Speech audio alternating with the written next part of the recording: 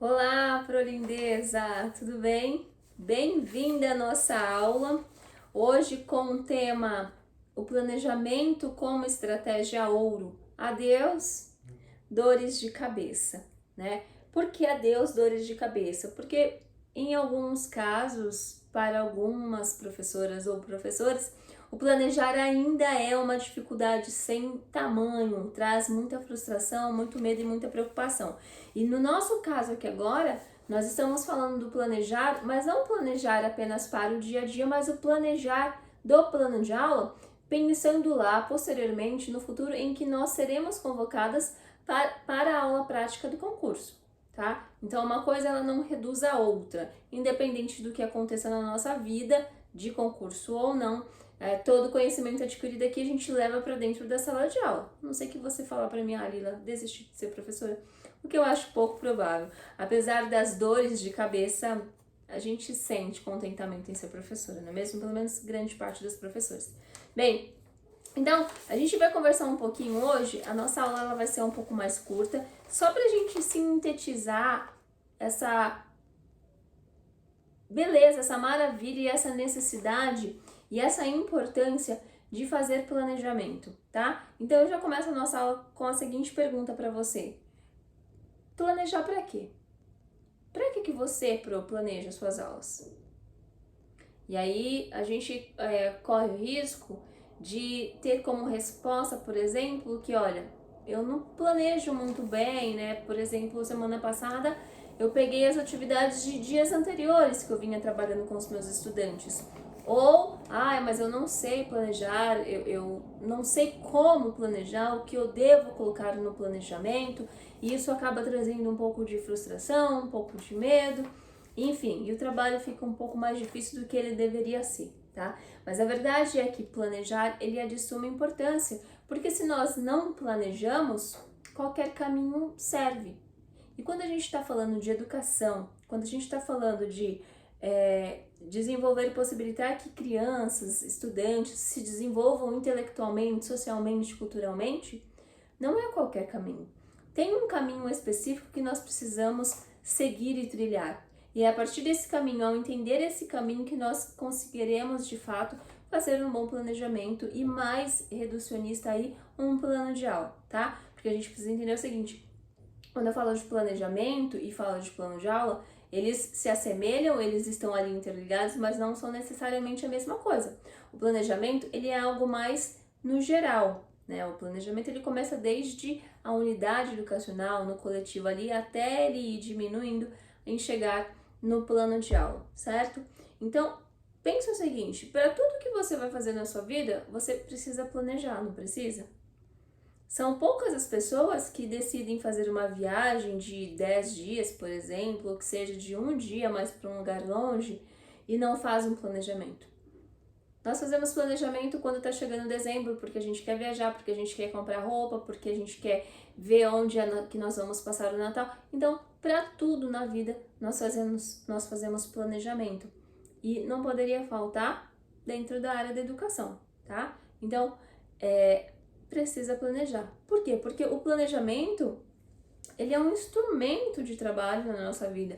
E esse instrumento de trabalho, ele traz todo um subsídio ali para a prática pedagógica. É a partir desse planejamento que a gente consegue fazer um trabalho melhor, vislumbrar possibilidades, refletir sobre a ação que nós temos tanto no individual quanto no coletivo, ação essa também em relação aos estudantes, tá? E a partir desse subsídio para nossa prática pedagógica, ele possibilita o quê? Toda a nossa organização metodológica. Então, de fato, como é que nós vamos trabalhar, tá? Trabalhar com quem? Com as nossas crianças. Então, é pensar, de fato, como que será feito o desenvolvimento das nossas aulas. Pode parecer um pouco repetitivo eu ficar sempre falando e você vai falar para mim, Lila, mas isso eu já sei. Essa aula aqui eu não preciso. E tudo bem, eu fico feliz se você não precisar, se quiser pode pular. Mas a verdade é que o básico precisa ser dito, tá? Porque ainda é necessário. E aí, quando a gente fala de planejamento, a gente pode pensar a partir dos documentos que nós temos disponibilizados na Secretaria Municipal de Educação e mais uma vez a gente volta na normativa 1 de 2019 que fala sobre registros na educação infantil. Claro que eu sempre vou ficar voltando nessa normativa, por quê? Porque plano de aula está dentro do diário de bordo ou está dentro do semanário e, portanto, é um registro. E qual é o documento principal que trata sobre isso? A normativa 1 de 2019, tá? E dentro da normativa de 2019, a gente tem lá a parte específica de registros do professor, certo? A gente tem lá outros registros, mas aqui a gente reduz um pouquinho e pega os registros do professor. E aí nós temos carta de intenção, semanário e diário de bordo. O planejamento acontece dentro desses três, sendo que na carta de intenções o planejamento ele é um pouco mais amplo, certo? E aí depois vem o semanário ou o diário de bordo. Claro que o semanário, aquela transição já para o diário de bordo, porque no semanário, como eu já falei na aula anterior, ele tem aquela preocupação de trabalhar com o conteúdo, os espaços, os tempos e as materialidades. Mas depois, onde que fica a avaliação da ação pedagógica ali? A avaliação do desenvolvimento de aprendizagem do estudante? A avaliação em cima da nossa ação pedagógica? E é para isso precisa trazer o diário de bordo. Então eu serei uma eterna defensora do diário de bordo, partindo dessa perspectiva que ele vai sim apresentar conteúdos, objetivos, os tempos, os espaços, as materialidades, o desenvolvimento, né, a metodologia que será atribuída àquele dia, àquela aula, e por fim, e mais, diria que um pouco mais importante, a avaliação, certo? Então, esses são aí os documentos que a gente encontra dentro da normativa, tá? E aí a gente precisa lembrar, ao falar de planejamento, o seguinte, que por mais que nós façamos lá o nosso planejamento para a semana, isso eu já até comentei na aula passada também, o nosso trabalho de planejar, ele não acaba. O planejamento, ele é contínuo, então ele vai acontecer todos os dias. Então, mesmo que no domingo ou na sexta eu tenha feito o planejamento da minha aula semanal posterior e hoje seja segunda, então eu vou começar a minha semana, certo? Desenvolver a minha atividade, vou continuar a planejar? Vou, por quê? Porque no momento em que eu desenvolvo a atividade, aquela que já está no meu plano de aula, eu já começo a fazer a avaliação. Lembra que nós conversamos sobre isso? E a partir disso eu já consigo visualizar situações, olhar ações das crianças, curiosidades, levantamentos de hipóteses, e a partir disso eu já começo a fazer registros, pressupondo novos planejamentos. Então eu já começo a ter ideias e essas ideias já vão sendo anotadas, se eu quiser, para os próximos dias, para que eu não me perca, certo? Então o planejamento, ele é contínuo, no mais também nas alterações que podem ocorrer de um dia para o outro, porque a verdade é que a nossa rotina, o nosso cotidiano, ele é muito acelerado, ele é muito rápido e ele está sempre naquela agitação toda. Então, é passível, sim, de ocorrer mudanças. E que bom que as mudanças, elas podem ocorrer, porque assim a gente não fica preso, taxado, né? Sempre aquela coisa, tá? Contudo, a gente também precisa pensar o seguinte, olha, o planejamento, ele precisa fugir um pouco daquela questão burocrática. Às vezes o que a gente vê dentro das escolas como um todo é que a gente tem tanta coisa para preencher, tanto registro para fazer, que vai ficando cansativo, sabe? E aí o nosso planejamento, ele vai perdendo a essência e a gente já não consegue planejar de fato como tem que planejar. Por quê? Porque é muito burocrático. Então a gente precisa sempre ser relembrado, e aqui cabe muita formação a partir da coordenação pedagógica, de estar relembrando os professores de que, olha, tenha um olhar mais sensível para o planejamento, para que ele não caia nessa coisa rotineira, né, e burocrática de, eu só vou registrar porque eu tenho que registrar, vou registrar como foi o meu dia e acabou. E aí você deixa de ter um bom registro, portanto você não terá um bom plano de aula futuro. Consegue perceber a relação aí que eu tô construindo, tá? Entre o registro e o planejamento? Então, a gente precisa ter um olhar reflexivo, uma escuta ativa. Anota aí, ó. Planejamento, ele é essencial. E o que precisa ter no planejamento no momento em que eu for planejar, no momento em que eu for pensar no meu plano de aula. Então, eu tenho que ter olhar reflexivo, e a gente já conversou sobre isso, tá?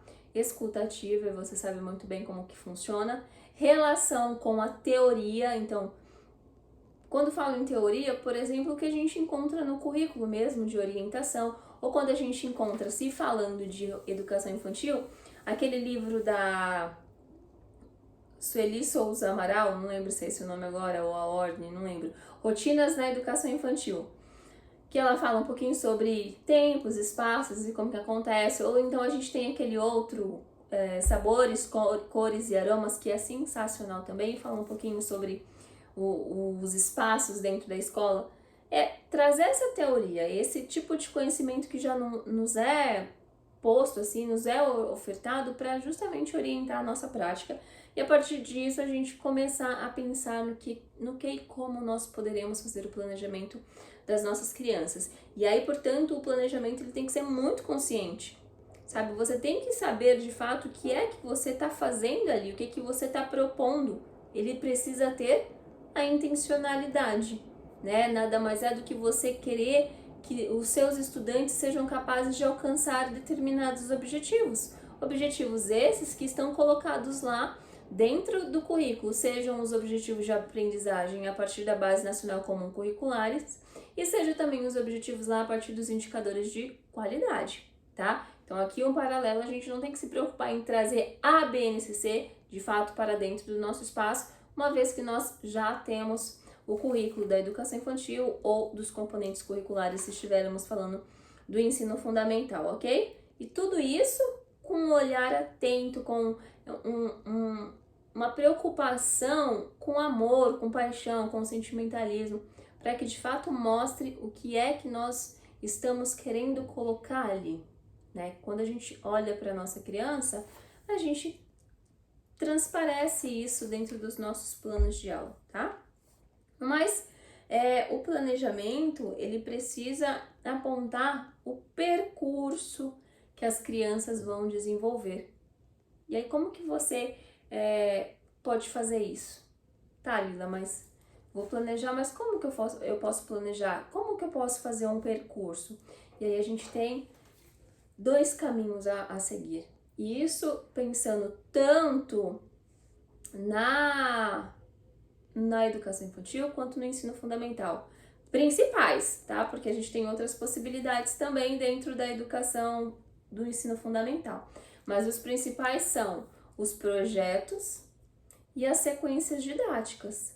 Então, o seu plano de aula, ele sempre vai ter uma continuidade. Lembra que nós já conversamos sobre isso? E essa continuidade você vai partir de projetos ou sequências didáticas. Mais à frente, talvez, no que tratar do ensino fundamental, eu posso trazer para você os outros tipos de atividade, mas esses são os essenciais, tá? Então, os projetos, normalmente, eles acontecem e eles aparecem das curiosidades das crianças, de como elas estão vendo o mundo e o que elas querem aprender, o que elas têm de necessidade, certo? E não necessariamente somente com as crianças, os projetos eles podem ser pensados também ali no coletivo, ou no começo do ano, ou numa reunião de pedagógica entre os professores que sentiu uma necessidade, algum tema a ser trabalhado e desenvolvido, tá? Já as sequências didáticas, elas são mais curtas, né? Ela tem um tempo menor de duração, diferente do projeto que ele pode ser um pouco maior. As sequências didáticas, elas podem durar, por exemplo, uma semana ou 15 dias, tá? Então, nessa semana nós vamos trabalhar tal tema, então todas as atividades propostas naquela semana é a partir daquele tema para se ter uma sequência didática, e aí você vai atrelando, vai organizando de acordo com os objetivos de aprendizagem que você pode desenvolver juntamente com as suas crianças, ou seja, a partir do objeto de ensino que você estiver trabalhando. Mas como assim objeto de ensino, Liz? Olha você, quando eu falo de objeto de ensino, você tem que pensar nos componentes curriculares. E se eu estou falando de componentes curriculares, eu estou falando de ensino fundamental, tá? No currículo de educação infantil, nós não temos objetos de ensino. Exemplos de objetos de ensino: leitura e escrita. E aí, a partir da leitura e da escrita, nós podemos trabalhar o oral e o escrito. E aí, como trabalhar, o que precisa ser trabalhado? E aí acabam aparecendo os objetivos de aprendizagem, tá? Então, tudo isso precisa estar muito claro no seu planejamento, no seu plano de aula. E para que o seu plano de aula ele seja claro, é preciso primeiro que você entenda o que é que você está fazendo e como você tem que fazer isso, tá? E pra gente já chegar no finalzinho aí, ó, hoje a aula vai ser realmente mais curtinha, eu tenho algumas sugestões já pensando na avaliação lá do seu plano de aula, porque lembra, toda atividade pressupõe uma avaliação, isso é fato. Não importa se você trabalha com um semanário, você colocou lá as atividades que você vai desenvolver, mas depois do final da atividade você precisa fazer um registro sobre aquilo, tá? Então, a minha ideia é no diário de bordo, porque tem tudo. Então, o registro, essa avaliação, que é tão importante para o seu próximo planejamento, ela pode ocorrer de duas maneiras. Existem outras, tá? Mas aqui eu acho que são, assim, as mais simples, porque o meu empenho é de tentar possibilitar e de apresentar sempre situações mais fáceis, que traga praticidade para nós no dia a dia, para que a gente perca toda aquela sobrecarga que carrega nos ombros, e mais para que a gente tenha documentos efetivos, de fato, né? Não simplesmente uma escrita qualquer. Então a gente pode ter o registro individual e o registro compartilhado. E como que isso acontece? Eu já falei para vocês, eu sempre dou exemplo, né? Olha, em cada dia você pode escolher 5 crianças. Então você vai focar nessas crianças, tá? Então aqui você tem um individual, porque você vai avaliar cada desenvolvimento da criança. E onde que aparece o compartilhado? O compartilhado pode ser aquela síntese geral que você dá. Lembra que na primeira aula nós falamos sobre os tipos de diários lá, que o Zabalza nos explica? O analítico, o introspectivo, o avaliativo, enfim. Então, o compartilhado é isso, é você falar um pouquinho, em poucas palavras, só aquilo que realmente é importante e que vai agregar para a pessoa que vai ler futuramente o seu registro, coisas importantes que vai possibilitar novos planos de aula. E essa pessoa que vai ler é você mesmo. Só que o você do futuro não é o você de agora, tá? Então você tem que escrever pensando na pessoa que vai ler, se ela vai conseguir compreender tudo ali, tá? Então você faz um geral da turma, do que aconteceu, e aí depois você já individualiza um pouco mais falando das 5 crianças, justamente porque você precisa ter subsídios, informações dessas crianças e de todas as crianças da sua turma, porque vai chegar um momento em que você precisará escrever, né, o relatório de desenvolvimento de atividades das crianças. Então, olha aí, fala se não é praticidade. Certo, Pro? Então, o que eu vou fazer? Porque, já que nós estamos nessa preocupação de eu uso o semanário, mas eu uso também o diário de bordo e ainda passa para mim, pelo menos, e aí você depois pode me mandar uma mensagem e me falar melhor, mas a impressão de que não tá claro o que é cada um, né? Não tá claro que você pode ter tudo em uma coisa só e o seu trabalho fica muito mais fácil, muito mais prazeroso e você, inclusive, ter muito mais tempo para fazer de fato aquilo que é importante, tanto para o seu trabalho no que concerne o planejamento e a escrita de planos de aula, como enviesando nisso o olhar atento para as suas crianças e o desenvolvimento que você proporcionará a ela para que ela seja uma criança com todos os seus direitos atendidos, dentro de toda a sua multiculturalidade, da sua multissingularidade. Ok? Eu espero muito ter contribuído até aqui, Pro. Logo mais no Instagram nós teremos alguns exemplos de plano de aula dentro do diário de bordo para você entender de fato, e dessa vez um pouquinho mais detalhado agora, para a gente compreender que todo o conteúdo pode estar em um único lugar e que isso, de fato, pode nos ajudar. Quaisquer dúvidas, só deixar nos comentários ou você sabe onde me encontrar. Um beijo, Pro! Até mais! Até a nossa próxima aula. Tchau!